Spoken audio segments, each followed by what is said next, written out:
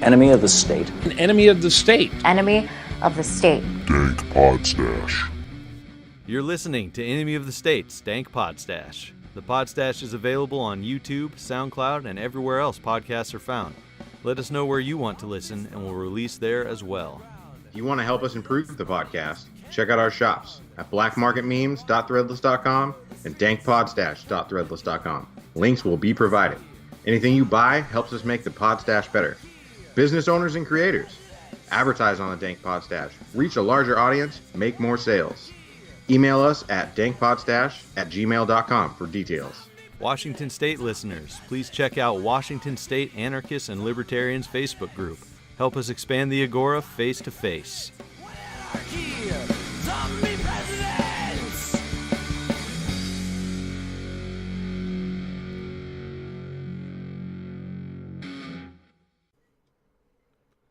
All right, welcome to episode 15 of Enemy of the State's Dank Podstash.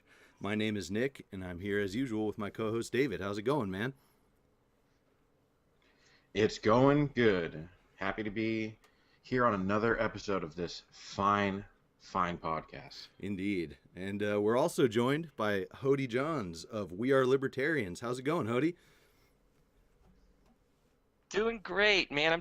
I'm so happy to be on here and talk with you guys for reals. I've followed you for some time, but internet's not real. Podcast though, I mean that's real. That counts. That's Facebook not real, but this is. So now we're real friends. Absolutely. I like it. It's IRL. Yeah.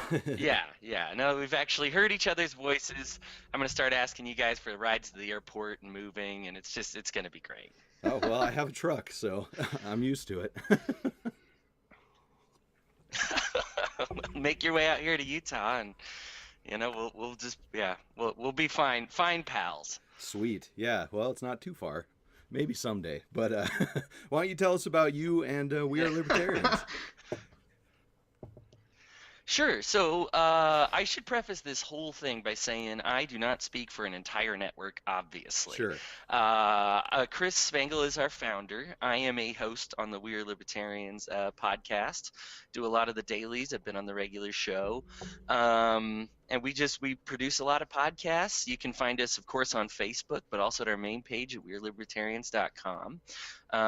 We have a huge umbrella as far as libertarians go. We have at least one Republican and Democrat that I know of course, many registered libertarians, and of course some like you who are just against the whole political system entirely.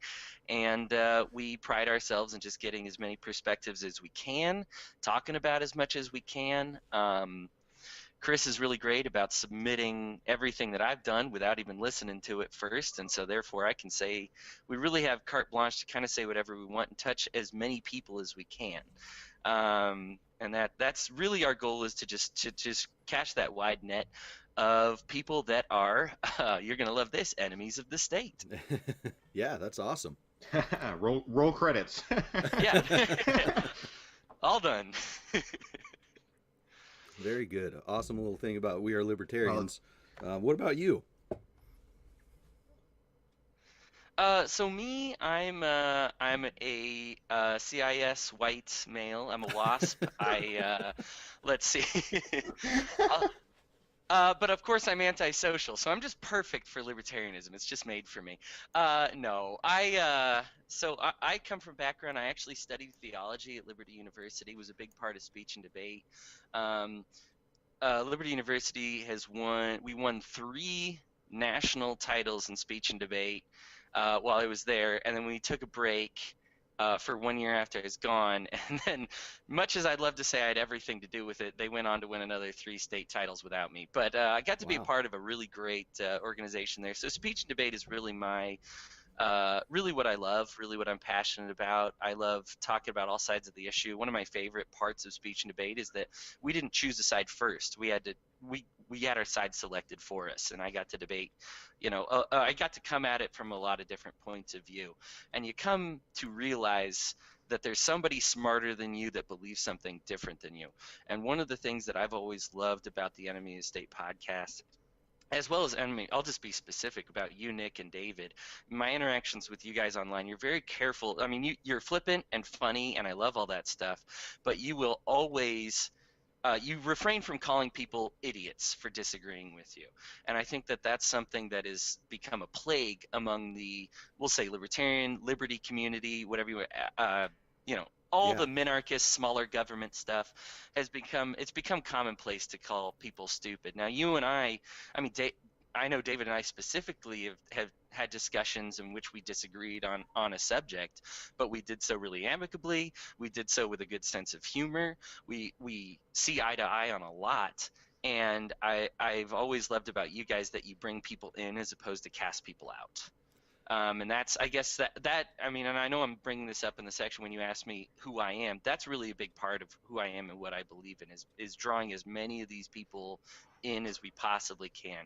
You can call it bottom unity, you can call it libertarianism, classic liberalism, agorism, whatever umbrella you want to give it. I just think it's important that we grow that base as opposed to the authoritarian base.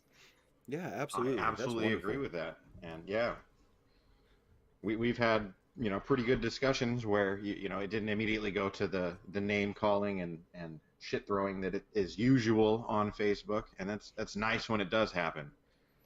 It's definitely It's all too common. yeah, it's become a plague. So it's really nice to meet up with another, tactful and well-mannered person, and intelligent too. That's always great. Makes for much better conversations, and like you said, bringing people together, which should be the ultimate goal. Right, and you and I am sure that we'll have plenty that I disagree on. I mean, let's go ahead and get into the episode, but the Sure. whole point of this is that you wanted to bring a mutualist and a capitalist onto the show. I know mutualist is considered more in lines with, your guys' philosophy, and I decided to come on as a capitalist just because I love you guys and I love talking about it, but I felt like you put the challenge out there, and I said, hey, I'm a capitalist and I like the show, so I'll take up that mantle, and that sounds like a lot of fun. I guess you know what I said. Let's get into the show. But one quick story. Sure.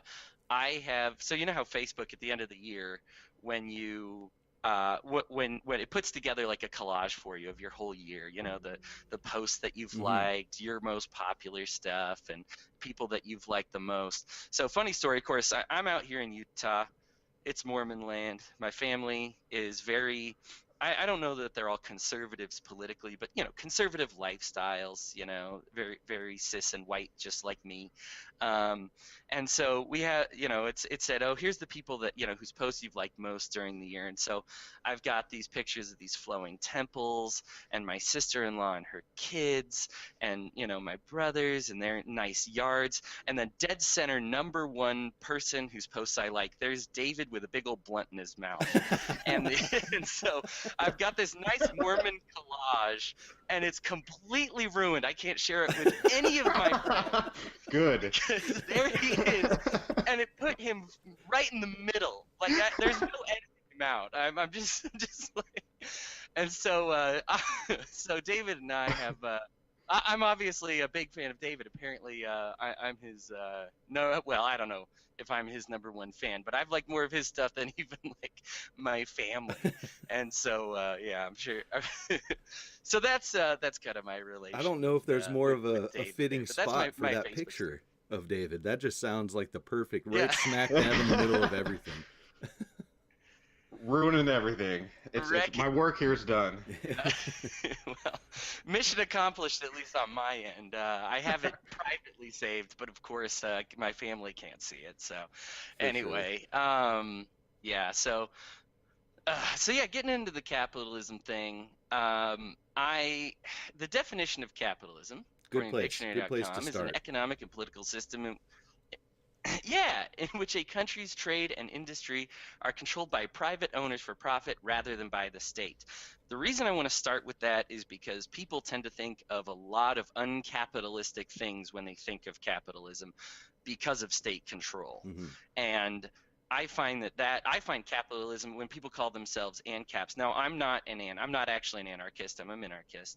But people call themselves people tend to think of capitalism as like, oh, having to be run by the government. I think people are so conditioned to thinking of centralized banking when they think of capitalism, as opposed to free banking or there's several different capitalist systems. It's like when you talk about voting in general. Well, there's several different ways to vote. There's several different kinds of votes. In capitalism, there's several different kinds of capitalism, and so it depends on what you mean. Capitalism is so misunderstood. In fact, if you Google it right now, capitalist founder, over on the right side, number one is a picture of Karl Marx. Number two is Adam Smith, who actually founded it. And then the third picture is John Maynard Keynes, who was a big fan of central banking. So It's like you get a lot of non-capitalists associated with capitalism. I mean, it's just, and so it's so misunderstood. I think that there's a lot of corrections that you have to do even before you get into a subject like this. I'm sure that you guys have found yourselves, especially with agorism and anarchy, having to correct a lot before you can even get into the subject. Yeah, there's so many different ideas out there. The one that I hear the most is capitalism is just free trade, and I don't agree with that.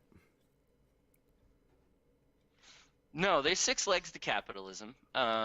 Free trade is part of it, I guess, but I mean, yeah, I don't know. When you say free trade, what like just the voluntary exchange? Exactly. Yeah, that's what I think most people are getting at when they say that.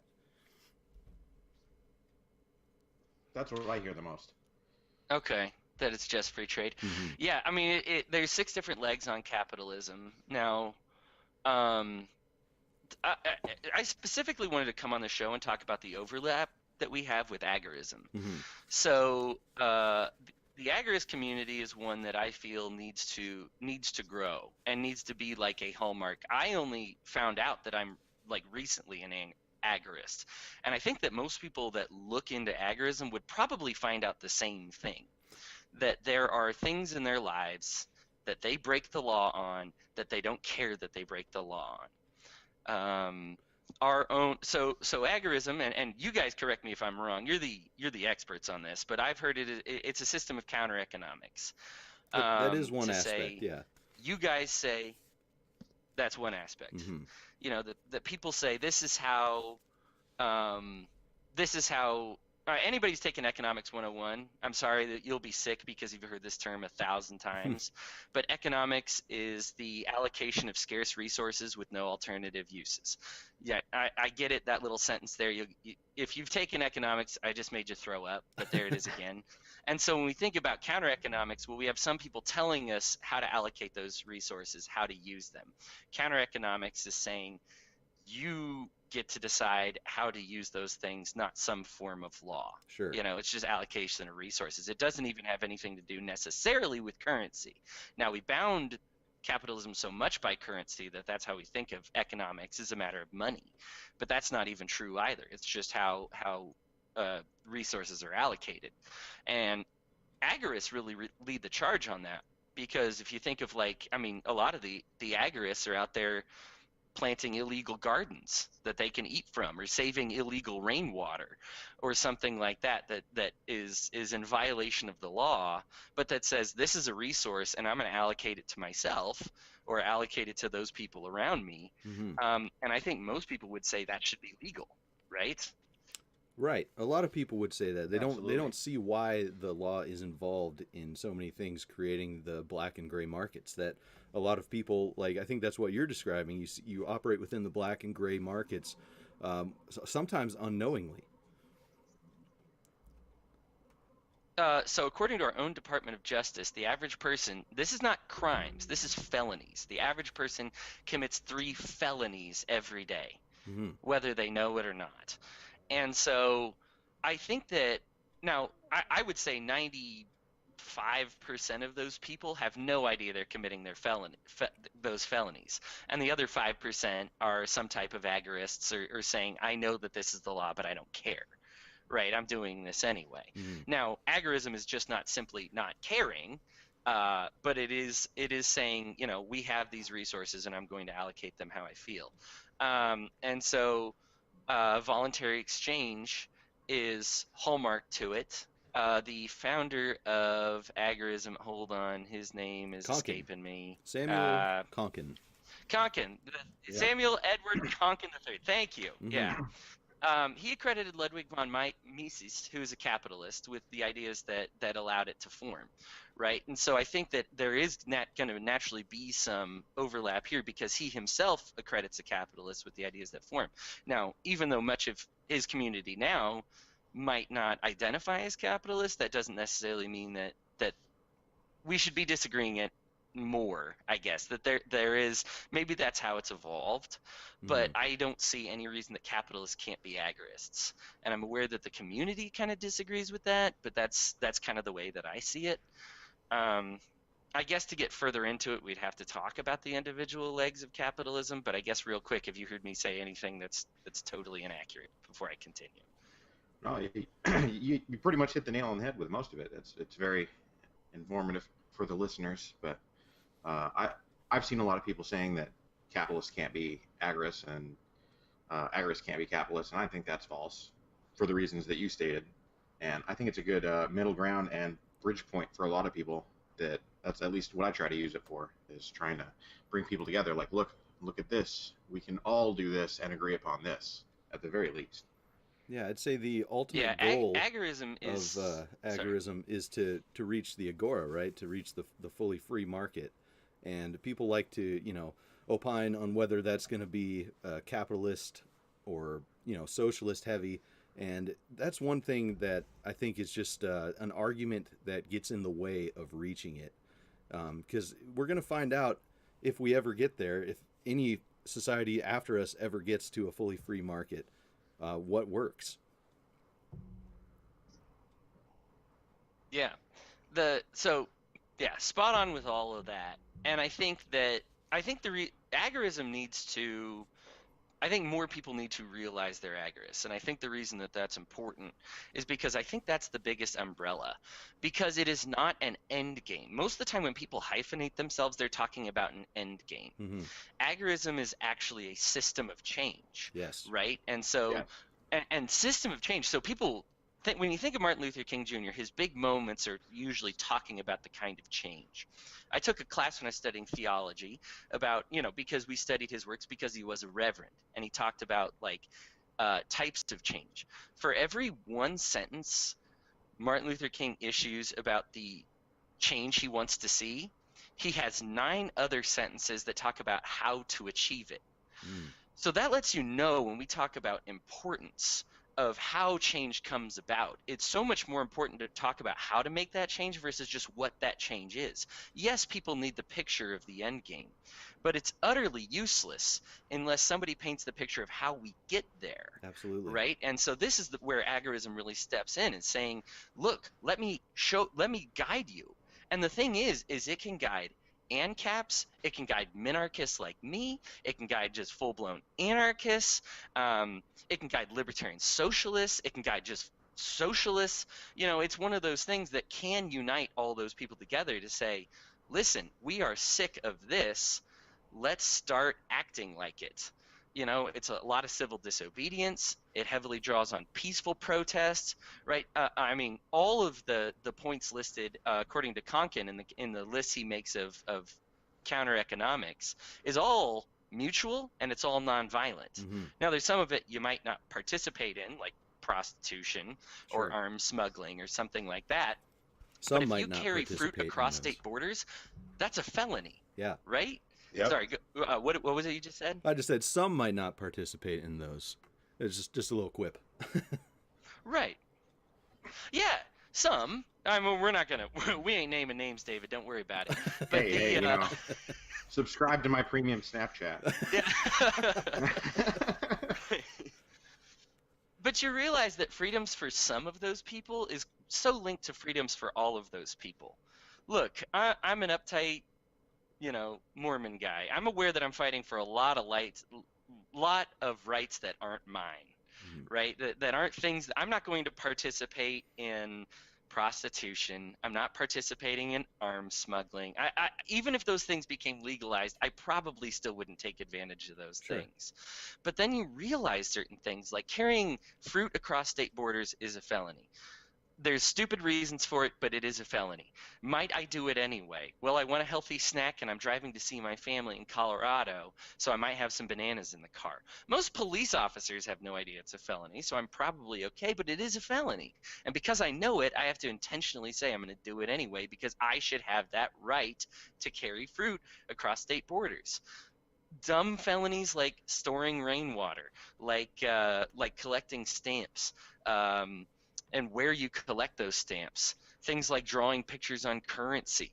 Just dumb stuff where you just say, nobody cares, but it's a felony, but I'm doing it anyway. Now, there's some stuff that people do care, but that's how we get from the stuff where most people don't care to the stuff where some people do care, the stuff where most people care.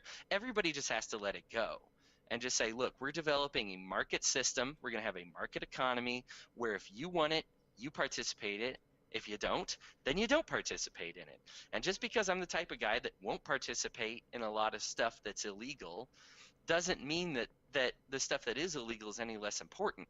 And usually when we begin the process of legalizing or illegalizing things, slowly things become more illegal until it hits me.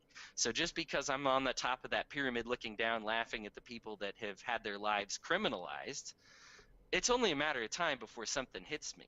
Like, we're up to 3 felonies a day for everybody right now. It's only a matter of time before that covers most of the country. Absolutely. I mean, everybody's got their favorite vices, right? Mm-hmm. Yeah. That's 100% true. Yeah, and it's a very good point. Absolutely. It's a really great, I guess, wake up call. It's lifting that veil of, the myth of authority, really, because when you see these ridiculous things that are felonies, I would say a person who's not, as well versed on agorism, anarchy, minarchism, any of that, they see these ridiculous felonies. They're like, wait, I can't cross a border, like you said, with bananas. Well, that's ridiculous. Why do people have the authority to tell me not to do that? It's just a great jumping off point. Yeah, at some point it's going to make you mad enough to say I don't care and I'm just going to do it anyway, and then you're engaging not in ignorance of the law, you're engaging in civil disobedience. Yeah. If you decide to get your car warm in the morning, that's some serious civil disobedience you're engaged in. Yeah. It's stupid, but I mean there it is, on your own property, by the way. Anyway, I mean we could go off on all that forever, but I just wanted to establish that is really my ties with agorism. I don't like the rift between capitalists and mutualists within the agri community, because I think it's we have so many similarities, and that the fights are all over things that would even be matter of opinion even in an anarchist society, that why fight now? You just wouldn't participate in it later. If you really don't like currency or really don't like capital, then form a business that isn't focused on currency and capital. It's not forced. It's optional, right? So I some people remember this. Now I know you aren't members of the Libertarian Party, but some of our older audience may remember. Now you'd have to be way old on this, like 50 plus. Mm-hmm. But there was a huge rift within the Libertarian Party between the Mises folks and the Bastiat folks, and they say you guys are, and it created a huge schism. I mean, we're saying it affected a younger Ron Paul and affected Rothbard, and they created these little camps and diatribes. And right now, you even look on Wikipedia and try to find the difference between like Austrian supply side economics and Bastiat like social economics, and it struggles to find the difference. I mean, first of all, the one was founded on the other, but people have lost it. People would put Mises and Bastiat right next to each other on a Mount Rushmore of libertarian capitalism without being aware that there was like a huge feud over that. We look at it in hindsight and think about how stupid it was. And we're going to do the exact same thing in 30 years if we don't wise up between the mutualists and the capitalists right now. So I'm not in here to create a fight. I love debate. I love sharing ideas, and I even love the disagreement and learning new things. But I refuse to fight. If this podcast is going to create division just by listening to my voice as a capitalist, you should turn it off right now, because I don't want to do that. Sorry to drive people away from your show. I probably shouldn't do that. No, I like But, that position you know, quite a bit. I really, Yeah, I agree with that. yeah, it's a point of peace. And if we disagree on a couple of things within the legs of capitalism, I'd rather have the peace and the disagreement remain than have us fight and see which one of us calls each other a loser enough times till they have to block the other one on Facebook or whatever it is. So it's just for me that's where I stand, and I've always admired you guys as kind of carrying the torch of peace, even though you have your own stands, you know, as mutualists and as agorists. I think you've always been welcoming of other stances, even if you'll throw a crack at them every so often. You know, it's Sure. it's like a big episode of South Park. You're gonna get made fun of eventually That's if you're true. listening to David and Nick on Facebook. It's gonna happen. It's a matter of time. Oh But yeah. but it's okay. You just have fun. You laugh at it, and you just keep going. You know, it's there to be funny. It's there to be informative, and you're allowed to have your own opinion. Well, you're When a they were nonstop fountain ancient of information philosophers. here, man. Nonstop. I love it. But Yeah, I want to I'm go loving back to one thing here about Oh yeah. voluntary interactions. Like, if you don't want to interact with capitalists, don't. And if capitalists don't want to interact with someone with a more socialistic viewpoint, don't. Now, that's a point of contention for a lot of people from the socialist side, because they look at capitalism as oppression. What do you think about that part of it? How, like, do you think it can be an oppressive system? And if so, if not, why? Sure. So let me answer that question with a question. Can a gun be used in an oppressive fashion? Absolutely. Yes. Yeah. Well, there's capitalism right there. You know, can it become oppressive? Absolutely. It's a tool, right? And so, like any tool, you can oppress somebody else with it. You can beat somebody else with it. One of my favorite socialists is George Orwell. A lot of people use him as a voice against socialism without realizing he himself was a socialist, because he was all about voluntary socialism. You know, and he saw the involuntary socialism and dedicated it, like pretty much the last decade of his life to fighting against involuntary socialism, you know, because it was so important, even though he loved socialism. I mean, it's like, you know, and so you just say, well, he was a socialist and he wanted to see socialism come to pass, but he saw the need for the evolution into the socialist society, and he also saw, he actually had a dog named Marx and a dog named Ford after Henry Ford, because he loved capitalism and socialism and just saw one go towards the other. Now, modern era, we think that's absurd, right? Right. But that's not the way he saw it. And more accurately, that's not actually the way it is. You know, those two things aren't mutually exclusive. I'm friends with socialists. I've had one on the show before. I talk with them. Heck, we have one working for the network, for goodness sake. So I'm fine. I am okay with socialism so long as it's voluntary, right? And so I'm not trying to dodge your question here. When we talk about capitalism being oppression, absolutely can be oppressive, but it is not by nature oppressive. And so when we say, you know, can guns be oppressive? Well, yeah, but I use mine defensively, right? You have to get yourself involved in an oppressive system of capitalism, you know. And so I guess, so let's go ahead and take this to the next step to talk about what capitalism is. Okay. The 6 legs of capitalism. We touched a little bit on each one. I'd love that, you know, let's shoot back and forth on all of it. Leg 1, private property or personal property. I don't really care about the difference of those terms. Now, obviously, anarchists and minarchists have a difference, because private property means that there's an enforcement there to say that that's your property. Personal property, it's your responsibility to defend it. I don't really care. I'm a minarchist. The deal is we just need to have property, right? That some stuff can be yours. The ability to have stuff is part of capitalism. Do you see any way? Would you say that there's no ability to have stuff in agorism or in mutualism?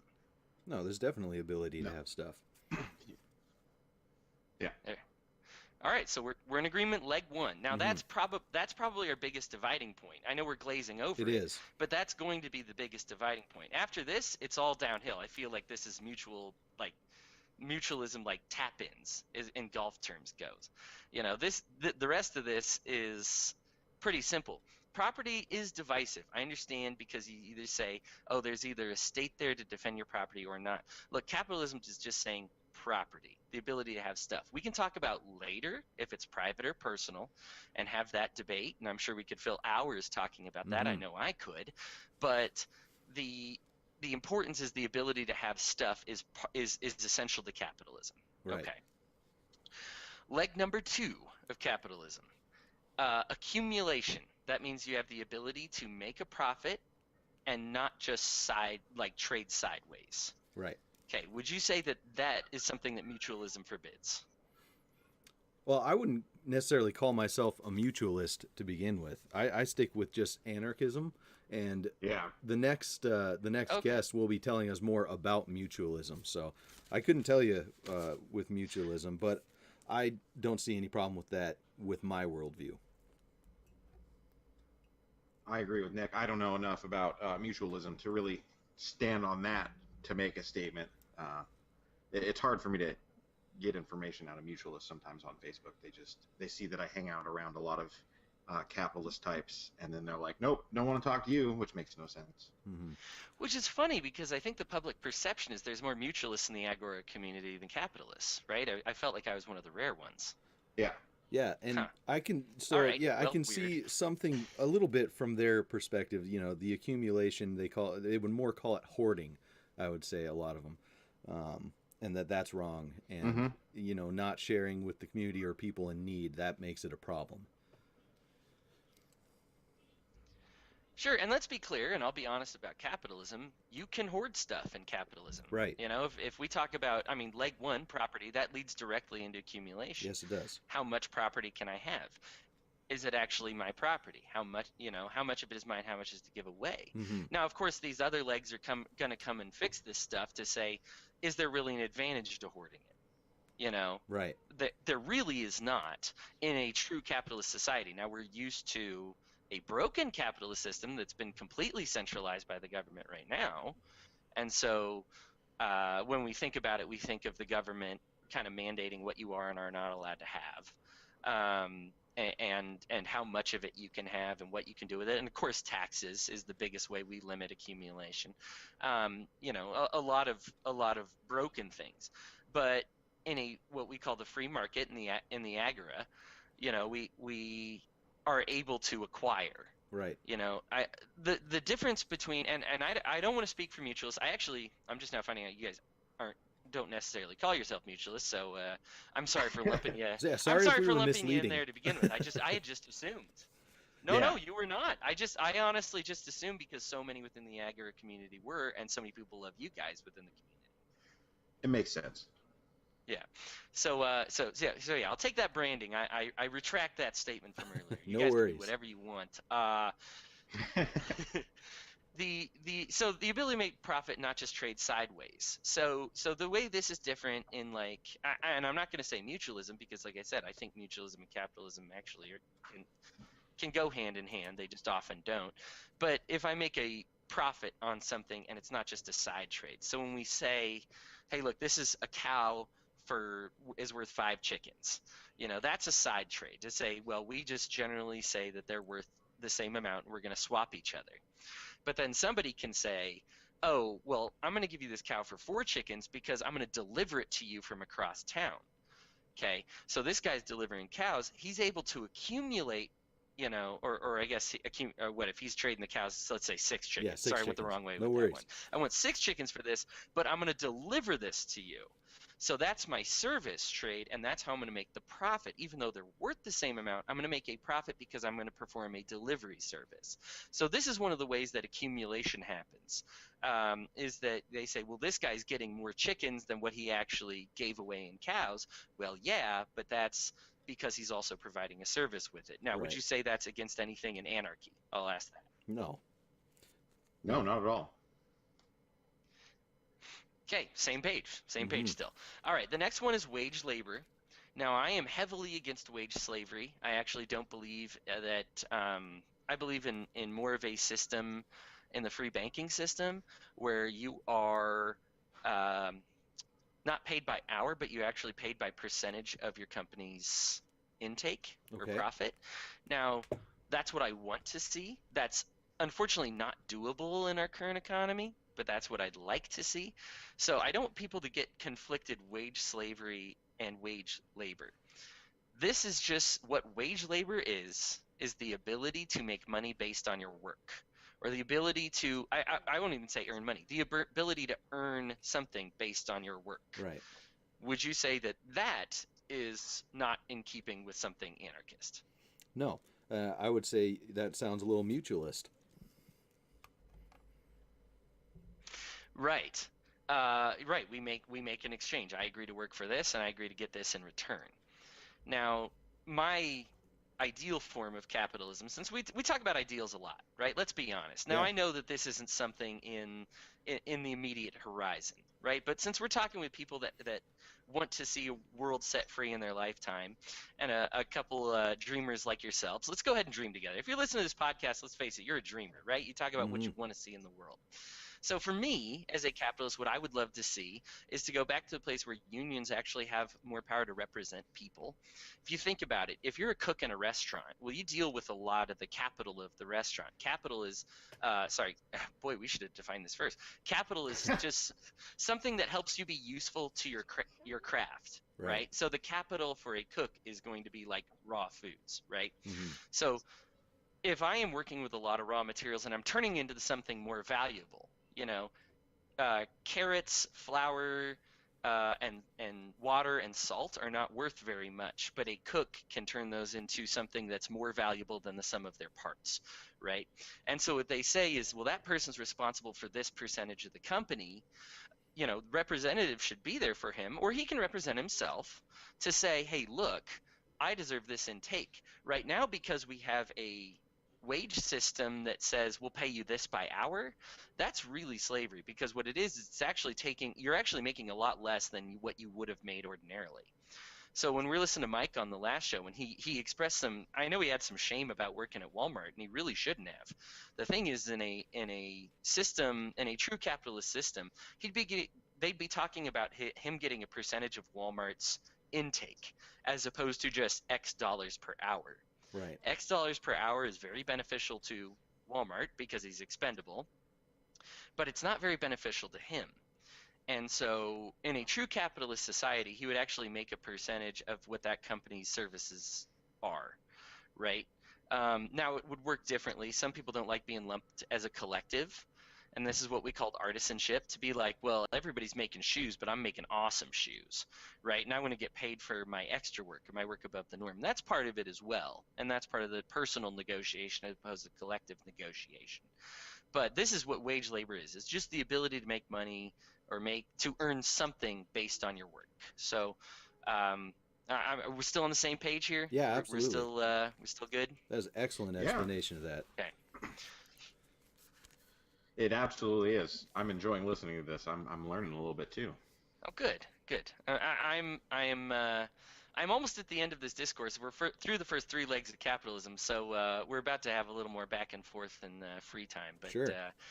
All right, leg number 4 is voluntary exchange. Now, this is the mutualist one right off the bat. The ability to exchange stuff, right? That's something I don't even. Do we even need to discuss it?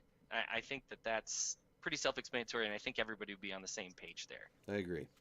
Yeah, I think everybody knows what that is and gets it.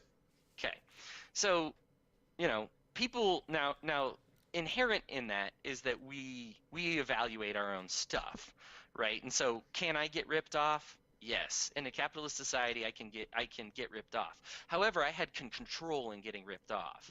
So as a capitalist, a lot of it is about control. I think that people try to develop a society in which nobody is ever ripped off and everything is completely fair.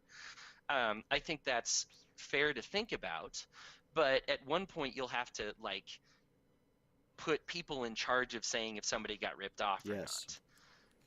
I play fantasy football, and somebody very early on wanted to trade for Philip Lindsay, who is a young and up-and-coming running back, and he wanted to trade away Larry Fitzgerald. Mm-hmm. Now, Larry Fitzgerald is always a fantasy all-star.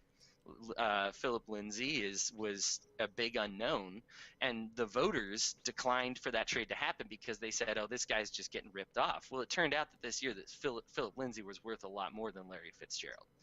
And so they said, oh, because other people said it was unfair and it seemed unfair at the time, they didn't evaluate it the same way that he evaluated it. So people will get ripped off sometimes, but I prefer to think of it less about getting ripped off as just being able to take your own risks and say, yeah, I take these risks, but they work out for me sometimes. Yeah, I completely agree with that last statement there about taking the risks. I know it intimately, and that's part of the whole thing. Right. It's a voluntary exchange. We give Yeah. our money to a mutual fund. Fun fact, last 20 years of mutual funds, the top 2 grossing mutual funds in the last 20 years both suffered losses in 18 of those years. But in 2 of those years, they invested in something that was just a gold mine, that was just a home run. And those are the top 2 mutual funds in the nation. So you're getting a loss on those guys 90% of the time. 9 out of 10 years, 18 out of 20 years. But then you hit that gold mine. So you say, hey, I'm going to invest in this. Now, other people could say, oh, they lose money too much of the time. You're not allowed to do it. But we should be allowed to swing for the home run if we want to. Absolutely. Yeah. You know, and so I know I'm preaching to the choir on this one. I'm sure you guys see this my way, but I'm explaining this because I think this is where people are going to say I glazed over something that's actually oppressive. No, this is I'm what we explaining want. why I don't believe it's oppressive. Because We definitely Yeah. want you to lay this out. you had control. All right. It's the whole point of these shows. Good. All right. So leg number 5 is the price system, the ability to allow others to evaluate your stuff for themselves and for you to evaluate the stuff of others yourself. So we've talked about this in each of the last legs, but this is critical to capitalism as well. You are able to say how much value that has to you. And not create some single entity to say this is what it is, this is what it should be valued at, right? And so that is critical to capitalism because people value things differently. In Basic Economics by Thomas Sowell, it's a really long, boring book, but I love it to death. The example that he gives is with milk. You can have ice cream, you can have yogurt, you can keep it as milk, you can have cheese curds. It ends up turning into a lot of different things, right? Milk has alternative uses, right? And so it's one of those things you get to value which each of those is. It's not just the sum of their parts, because turning milk into cheese is more arduous than turning it into ice cream. But then we have to place it in supply and demand. And so if suddenly the demand for ice cream is very high, then it doesn't matter how cheap sugar is. It will become a little bit more pricey because people want it more than they want cheese, right? And then this is hypothetical. I'm a cheese guy myself, so I don't know what happened in my hypothetical system, but yeah.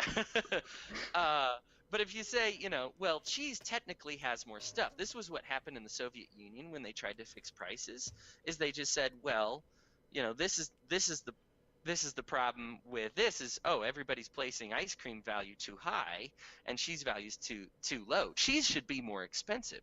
But the problem is people want things like ice cream more. And so because of that drives up the price because you have a scarce resource, which is milk, and you're turning it into something else. And so even though ice cream is cheaper to create, sometimes it ends up as more expensive anyway. And so that's just that's the best, I guess, microcosm example I can give of the price system. Most of the time it's much more simple. Water has different value to everybody. This is when we talk about, again, the term capital. It's the thing that makes you more useful. I have no value for a hunk of marble sitting in my house. I am not an artist. That thing is worth $0 to me. But you'll see that thing go for bids for like hundreds of thousands of dollars if it's an intact cut of marble. And that's just that. So that's the price system. Right now, would you say anything there is inconsistent with anarchism? No, it actually makes me think of like Facebook Marketplace or Craigslist interactions, having the ability to price your own things, see what you think they're worth and what someone else thinks it's worth, and make that exchange is very important.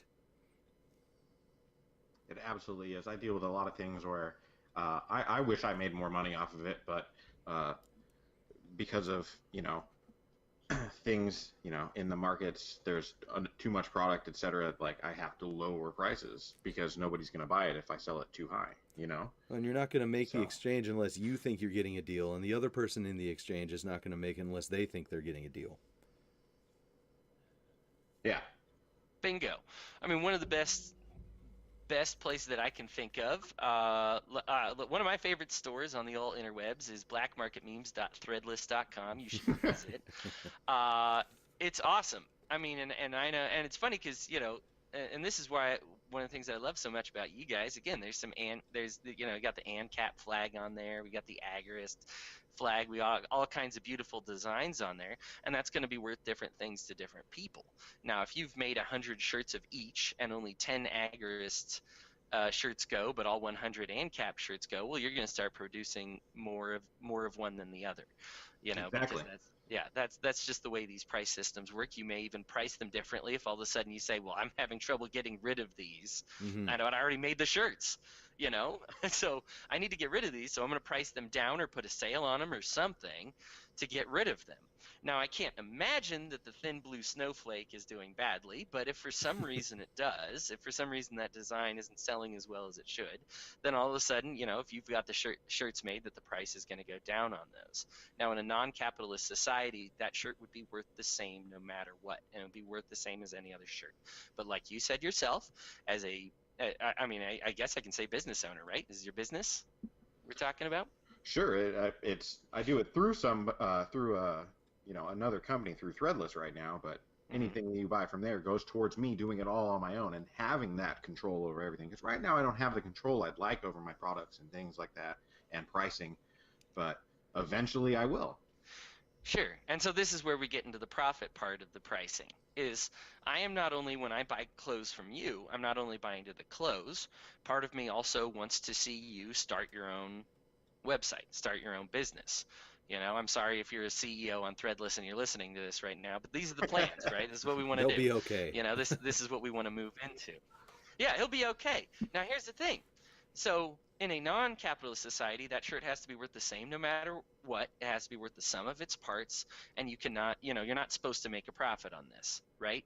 But the thing is, even me, I'm not doing it out of the goodness of my heart. Even if I pay a few extra dollars, knowing David is going to take his business and make it something else, knowing that he's going to take that profit and turn it somewhere else, because I'm looking forward to the somewhere else, because all of a sudden he gets more control over the designs, and me as a consumer, that's something that I want. So I'm saying that even though I accept that I'm paying a little bit more than what the product is worth, than just cotton and ink, I love the designs. It's worth more to me, and it's worth even more to me to see him be able to make more for me. So this is when we talk about the egoism and the objectivism, kind of Ayn Rand styles of libertarianism. This is what they're talking about, is to say, look, for you, it looks like I'm doing this out of the goodness of my heart, right? Because I just love David so much and I want to see him prosper. Right. For me, I want to see more designs. I want to see more stuff. Eventually, the prices of these will go down because he doesn't have a middleman. He has his own site. He has his own clothing line. He has his own printer. Suddenly, the fabric gets better. All these things improve at a lower cost to me in the long run with a modest investment right now. Absolutely. Exactly. You hit the nail on the head with that. Because that's what would happen with it. The prices would drop exponentially. And that's what I hope for here in the future. Yeah, I'd like to be able to provide the same quality, if not better quality, for less. Yeah, so again, let's shout out the site here, guys. Blackmarketmemes.threadless. If for some reason it's not enough that this podcast is going out and adding value to your life, and you need something a little more physical, go get it. It's out there. These guys are doing it, and it's a great place. Okay, so that brings us to our final leg of capitalism, which is competitive markets, which is the ability to compete, right, on these prices. Mm-hmm. Now, just because, David, you say these things are worth what they are to you, you are unfortunately not the only supplier of libertarian style ANCAP designs, Agora community designs. Yep. Right. Now, if you were and people valued it, your stuff would probably be a lot more expensive. But it's not, because you can't make an unlimited amount of profit. You are limited by competition because other people will step in. Competition is hallmark to capitalism, and probably the number one way I see the government screw up capitalism, because it's not capitalist if you take it and you say, I have the funds, but I get to decide where it goes, and it's essentially you turn it into either a monopoly or an oligarch, Yeah, yeah. or something run by a few rich people. One of the best examples that I can give is there are 3 different companies that make medicines in the United States. They make 90% of the medicines. There's only 3 of them, but all 3 of them are on the top 10 lists of money paid out to in lobbying money, and they're all right there with each other, and they all work together. So they don't compete with each other. They just say, hey, tell you what, I'll be the only ones to make. A great example is opioids. If you use opioids for pain medication, they come in different sizes. And so you say, oh, well, they can compete. Well, only one has the ability to dispense it in 10 milligram doses, and only one has the ability to make it in 12.5, and only one has the ability to make it in 15. Now, they've all agreed to do that. They don't compete with each other anymore. And so therefore, there's not really competition with it. We know by having you look at the epinephrine pens. I think people might remember that scandal a little bit, when only one person had the ability to make the epinephrine pens, and over here you decided to make them like $500. Now you look at and even other socialist medicine countries that allow competition, right? I'm not saying the UK is what I want, but at least they allow competitions with the epinephrine pens, and as a result, you can buy it. You have as many varieties as like deodorant over there, and it's about the same cost as deodorant over there, right? So I get that they're socialists, but that's what capitalism looks like, right? To say these people were allowed to compete with each other, and therefore they're at the lowest possible cost. The difference between these brands is a matter of 30 cents, somewhere in the $2 to $2.30 range, versus over here where no one's allowed to compete and it's $500. I think it's down to like $200 something now. It's still ridiculous, right? Absolutely. It's still something insane because there's no competition. Because what are you funding with that $200? You're not just funding the medicine itself. You're funding the stipend to Congress so that they keep all the other medicines illegal. Right? Absolutely. So you're actually paying for a lack of competition, literally in that case, but that's what happens in every case where you're not allowed to compete. So again, I don't think we're going to disagree, but is there any hiccups that you can detect with competition within like an anarchist society? No, sounds good. It sounds reasonable to me. It sounds about how I'd like it. I lean more towards I get a lot of crap for it. I'm more capitalist myself, and I know Nick is as well. But awesome. Well, I'm glad for that. Again, I want to stress. So when they did in the history the analysis of we looked into natural rights, and when they first began discussing natural rights, right now we say life, liberty, pursuit of happiness. They differ a little bit, but most people say life and liberty, the big two. The very first natural right ever identified in the history of humanity was the right to behavior and the right to your own opinion, right? The right to your own personality, I believe, is what they called it. But I don't want to make any non-capitalists listening to the show feel uncomfortable because they've heard different things about it. Your feeling on this is much more important than my intellectual argument on this. And that's hard for me because I love making intellectual arguments. With a history and speech and debate, that's what I do. But ultimately, the most important thing is to be true to yourself. And so if there's still something that bugs you or just doesn't feel quite right about capitalism, by all means, leave it. I mean, we're in such a non-capitalist society as it is. I absolutely support what's creative destruction of the system where the government's controlling everything, right? So I'm not saying all of a sudden be a capitalist and use U.S. dollars, even though they're corrupt, or just ignore all the problems, right? Absolutely not. We should absolutely be trying to change it so that we have actual capitalism. I just want to set the record straight on what actual capitalism is. Yeah, and I'm really glad that you are, because a lot of people don't really get it, and you've laid it out in a very good way. Highly detailed. My biggest beef with a lot of capitalist types, very detailed. But my biggest beef with a lot of capitalist types and ANCAPs, and the reason that they like to call me a commie for whatever reason that they do, because I'm not, is that they don't look at it that way. They don't see that we don't currently live in a free market. We don't have a capitalist society. It's, it's controlled centrally by the state. And how many times do you hear statists say, "Well, look where your capitalism got you. Look where your free markets got you." And yeah, I just exactly. scream at my computer. Right? Like, oh man. Like, capitalism lifted unprecedented numbers from poverty into prosperity. And then when we got away with it and re-centralized the banking systems, that's when we started coming up with all these problems. Like, what they're arguing for has been the problem. 100%. I mean, name me one department that one sector of economy that the government has taken over and it's improved. I mean, there's just no way, right? You've taken it out of the agora. You've taken it out of the free market, right? And you've decided to centralize it and let these other guys determine it. It's never worked out well, and it's not surprising. Even before they used currency in feudal systems, this didn't work out well, right? And so now it's not really surprising that we see it not working once again. Absolutely. Yeah, exactly. And if you're a student of history, you can see all this. It's all laid out in plain detail what happened. Yeah. Well, I know we're nearing we're kind of in the back track of our time here, but I know we like to discuss like events and stuff like that. I mean, let's shoot the breeze. Nick, what do you got for us? Well, I was pretty stoked to see. I don't know if they were wearing yellow vests, but it was in Texas.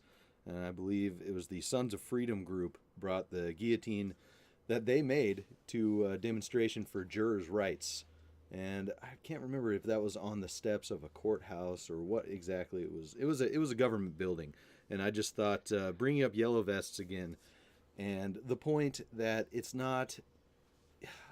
The hardest thing to get through people's heads is it's not a centralized movement. It's a lot of different people with a lot of different ideas, but there is, I think, a common theme of dissatisfaction with government. So if anybody out there has not checked out the videos, I think you can look through Patrick Smith, Sons of Freedom March on Facebook, Murdoch Pisgatti. A lot of those guys were there. Well, those two definitely were there, and there's a lot of videos going around. That's one of the coolest current events right now, I think, is the takeoff of yellow vest stuff in America.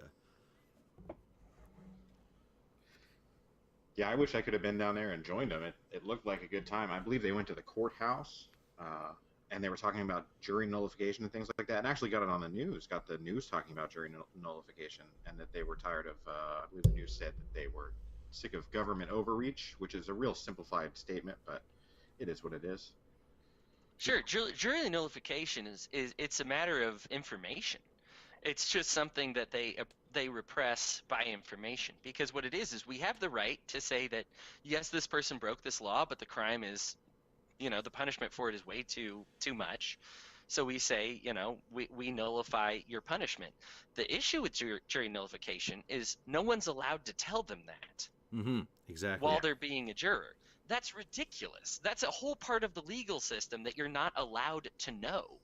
To say, yeah, is this guilty of growing marijuana in his backyard? Yeah.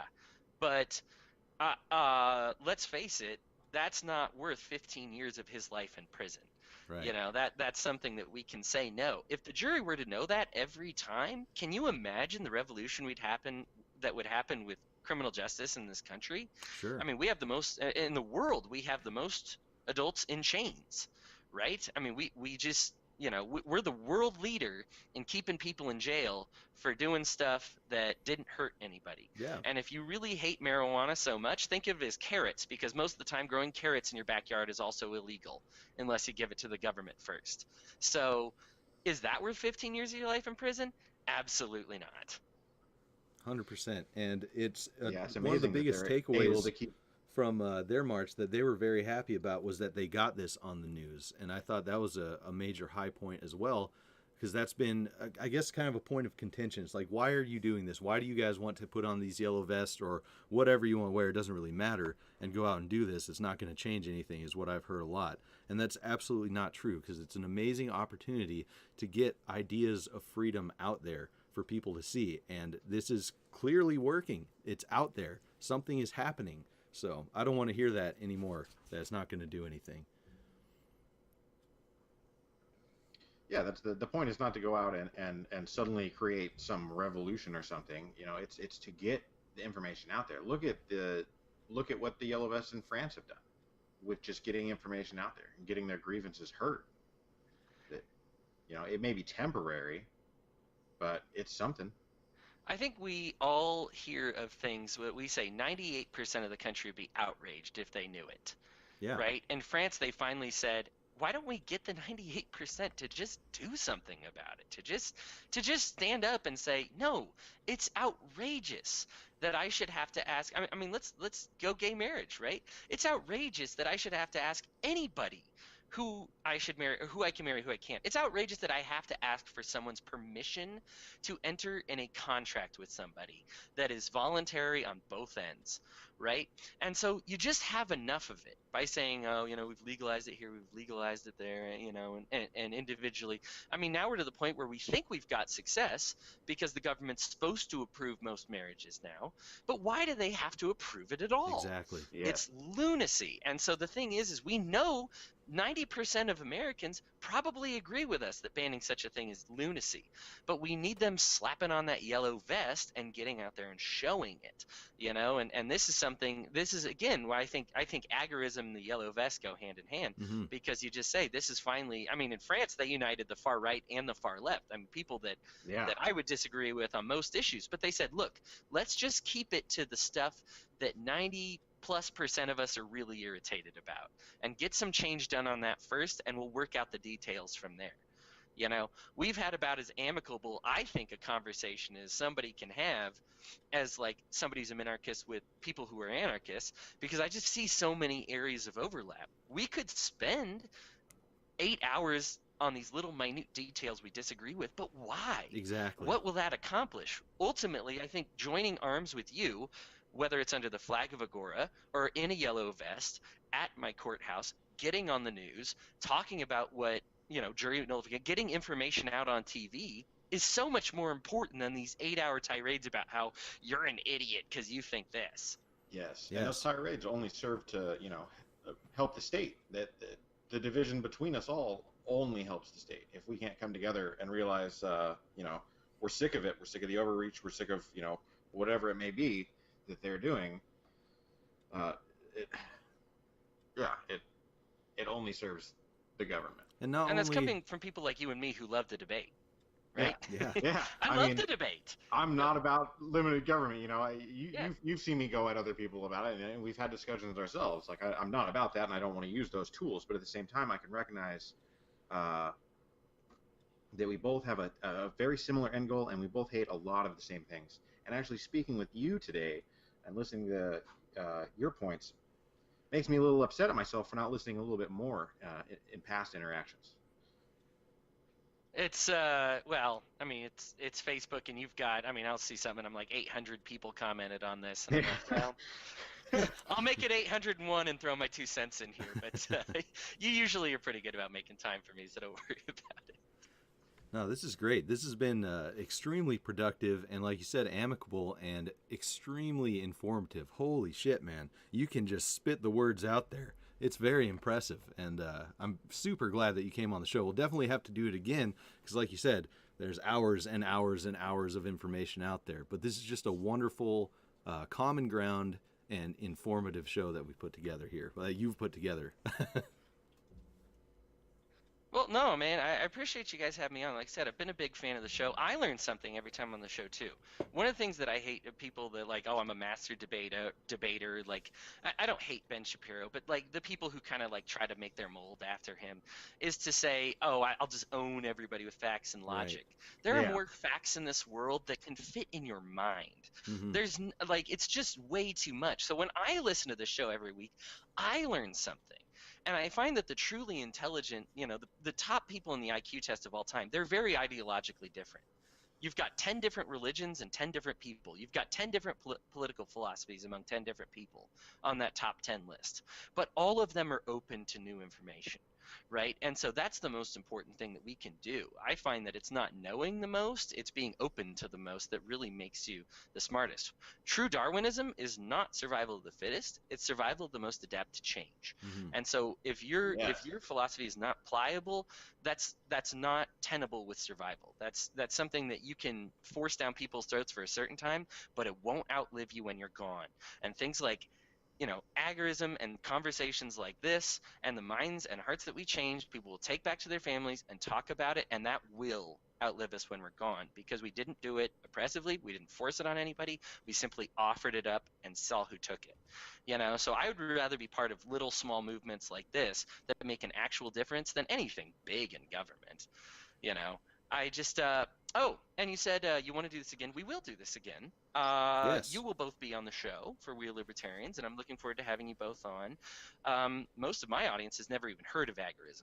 So we're just going to talk about what that is to you guys, and then you guys will get a chance to do all the yakking, and I'll get a chance to just sit back and, I don't know, smoke a blunt that nobody knows about. And Are you going to be able to sit back and relax? I don't know, man. You run about 100 miles an hour. Right? I thankfully on that one I will be able to. It's Cool. And you guys, I'm sure I mean, we're talking about something I'm passionate about. You know what I mean? If we're talking about interior design, believe me, I have the ability to kick back and let other people do the talking. So I'm definitely looking forward to that big time. We'll get your guys' motors revved up on the We're Libertarians podcast when you guys talk about what you're passionate about. That's great. That's great. I wanted to ask you one more thing too. I really am interested in it was cool to hear your past in debate and where you got these chops. And I was looking forward to hearing you debate Larkin Rose, and that didn't go through. What happened with that? Technological issues. I had connected okay. I know we wanted to do it through Facebook Live so that it could stream. We just couldn't get 3 people on there at the same time. They had me on the TV. They tried to call him. I know that they're still kind of working that out now. That debate will still happen. Okay, good. For anybody curious, that debate is about voting and the role of voting. I love Larkin. I love the myth of authority. I think people think, you know, even in the comments, they're like, this kid's going to get owned. And I'm like, well, if you're thinking about that way, you've kind of already missed the point of debate. Mm-hmm. You know, we're swapping ideas here. Ultimately, if it's my view of the future or Larkin's view of the future, we're way better off. You know, I have no beef with anarchists just because I'm an anarchist. And I think most anarchists wouldn't have a beef with me either if they're open-minded, because really, my view, your view, if one of us wins the day, that's a significant win, you know, for our posterity. You know, that's just so much better than anything we could do. So that debate is still going down. Larkin and I will be debating. We all took Christmas breaks. I went out and visited my family. He went out, did some stuff. Trisha, who was moderating the debate, did some stuff. So that will still happen. Good. I don't know if it'll be through Facebook Live, but we will still be. That'll still happen. So I'll keep you guys in the loop on that one for sure. Hell Yes, yeah. please do. I'm excited to see it. Yeah, I'm very excited to see it, and I'm very excited to join you on We Are Libertarians. Looking forward to that. Let's call it a show, though, guys. That was awesome. Cheers, mates. All right, tell them where they can find you again, Yeah, it was Hodey. great having you on, man. We'reLibertarians.com. We are on every major podcasting site. So whether you listen on Spotify or we're on the YouTube, you get some good videos out there. You can find us. I do the daily shows. I'm not on every single show. Nobody is. We run different shows. But we just love to have you visit us. If you want to listen to a bunch of different points of view, I think that if you love what Nick and David bring to the table every week, it's just one of those brothers in arms shows that will kind of help expose you to different points of view and get you thinking about that, as well as how to carry the flag of liberty so that other people can enjoy it when we're long gone. Awesome. Go check out We Are Libertarians. Thanks for listening today, and we're looking forward to talking to you again. We'll see y'all later.